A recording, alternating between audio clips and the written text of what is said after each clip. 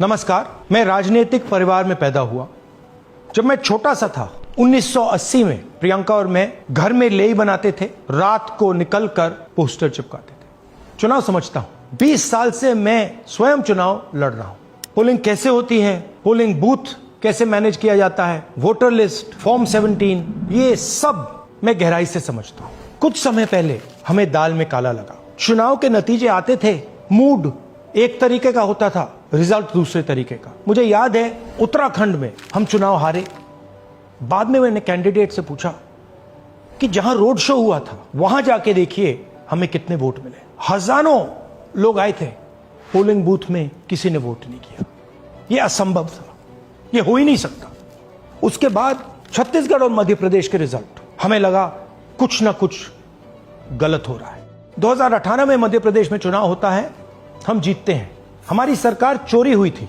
2023 में चुनाव होता है, मैंने अपने आंखों से भारत जोड़ो यात्रा में देखा, भयंकर एंटी इनकम्बेंसी, और हमें 65 सीट मिलते हैं।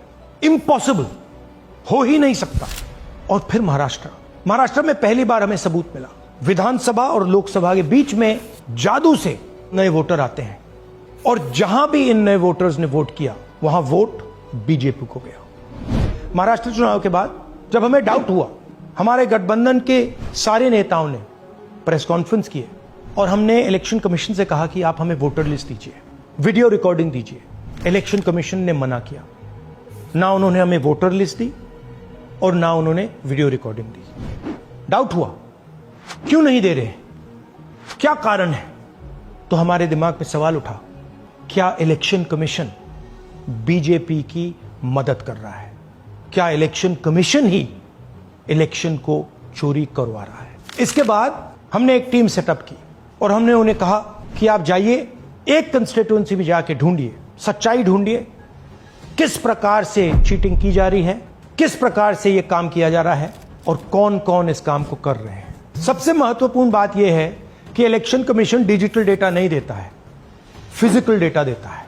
मतलब लाखों कागज में वोटर लिस्ट दे देगा, मगर डिजिटल वोटर लिस्ट किसी को कभी नहीं देता। क्यों नहीं देता?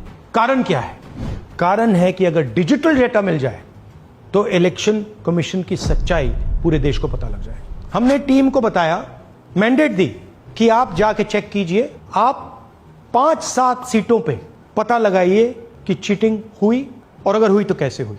टीम ने हमें एक दिन बताया कि 5-7 सीटों पे काम किया ही नहीं जा सकता। क्यों? मैंने उनसे पूछा क्यों नहीं किया जा सकता।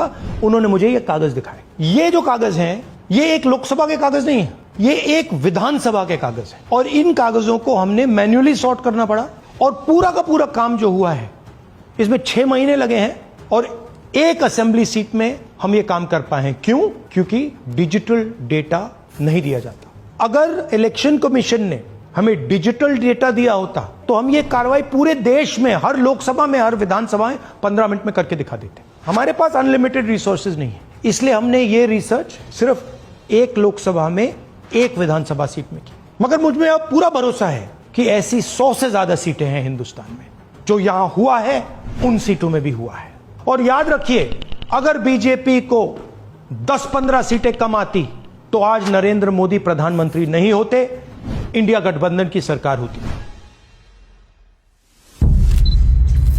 जांच ने 5 तरीके की चोरी पकड़ी है। डुप्लीकेट वोटर, जिसका मतलब एक वोटर के नाम वोटर लिस्ट में अनेक जगह आ रहे हैं। फेक एड्रेस, मतलब एड्रेस है ही नहीं, या फिर house number 0। Bulk voter in single address, मतलब एक छोटे से घर में 40, 50, 60 लोग रह रहे हैं। इनवैलिड फोटोज, छोटी सी फोटो है या फिर फोटो ही नहीं है, और वो जो छोटी फोटो है वो दिखती भी नहीं है। कौन है, किसका चेहरा है, नहीं पता लग सकता।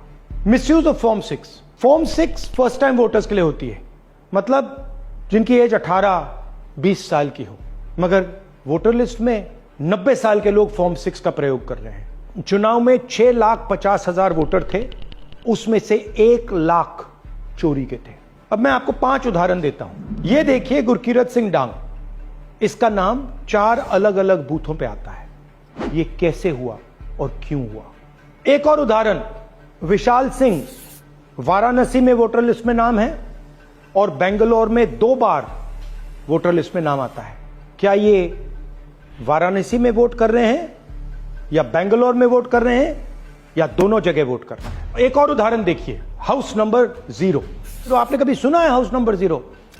हमने तो नहीं सुना था, मगर बेंगलोर में हजारों हाउस नंबर 0 हैं वोटर लिस्ट पे। हाउस नंबर 35 की कहानी सुनिए। छोटा सा घर है, ज्यादा से ज्यादा 4 लोग रह सकते हैं, मगर इस 35 में 80 लोग वोटर लिस्ट में रजिस्टर्ड है। ये ईआरओ ने कैसे अप्रूव किया, क्यों अप्रूव किया, पता लगाना है। अच्छा, अब ये देखिए वोटर लिस्ट, इनकी फोटो देखिए, या फोटो है ही नहीं या फिर छोटी छोटी फोटो है जो दिख नहीं सकती। इन वोटर आईडीज पे वोट दिया गया है। अब मैं आपको बताता हूं शकुन रानी की कहानी। फर्स्ट टाइम वोटर बनी है, 70 साल की आयु है। एक बार फॉर्म 6 का प्रयोग किया और उसके कुछ ही महीने बाद दूसरी बार फॉर्म 6 का प्रयोग होता है। 2 बार इनका नाम वोटर लिस्ट में आता है और फर्स्ट टाइम वोटर की लिस्ट में आता है। ये फर्स्ट टाइम वोटर हो ही नहीं सकती। तो क्या शकुन रानी जी ने वोट किया या किसी और ने शकुन रानी जी के लिए वोट किया? ये ही छुपाने के लिए सीसीटीवी का डेटा हमें नहीं दिया जा रहा है। और ये शकुन रानी जी अकेली नहीं है, ऐसे हजारों लोग हैं जिन्होंने फॉर्म 6 का प्रयोग करके 2-3 बार वोटर लिस्ट में नाम डाला है। हमने पहले इलेक्शन कमीशन से इलेक्ट्रॉनिक वोटर लिस्ट मांगी थी, सीसीटीवी फुटेज मांगी थी। उन्होंने अपना काम नहीं किया, हमें नहीं दिया। फिर हमने अपना इन्वेस्टिगेशन कराया, आरटीआई भरे और हमारे पास डेटा आया। भाइयों और बहनों, सच्चाई यह है कि हिंदुस्तान में इलेक्शन कमीशन और बीजेपी मिलकर इलेक्शन चोरी कर रहे हैं। यह पूरा का पूरा सबूत ब्लैक एंड व्हाइट में आज हमने आपको दिया है। इलेक्शन कमीशन जानता है कि हमने उनकी चोरी पकड़ ली है, इसीलिए एसआईआर आया है। यह एसआईआर जो है इंस्टीट्यूशनलाइज चोरी है।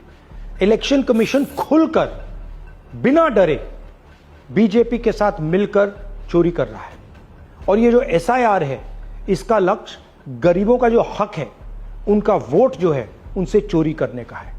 मैं आपको एक और बात बताना चाहता हूं। इस पूरी इन्वेस्टिगेशन में हमने वोटर एडिशन को देखा है, मगर जितना एडिशन होता है शायद उससे ज्यादा डिलीशन होता है, सबट्रैक्शन होता है। तो ये सिर्फ एक मेन तरीका हमने पकड़ा है, दूसरे तरीके पे हमने इन्वेस्टिगेशन की ही नहीं अभी। मैं इलेक्शन कमीशन और इलेक्शन के ऑफिसर्स को साफ कह रहा हूं, आप जो कर रहे हो गलत कर रहे हो, ये ट्रीजन है, देश के खिलाफ है। ये मत भूलिए, टाइम आएगा हम आपको पकड़ेंगे, बचने वाले नहीं हो। It is critical that we expose voter चोरी।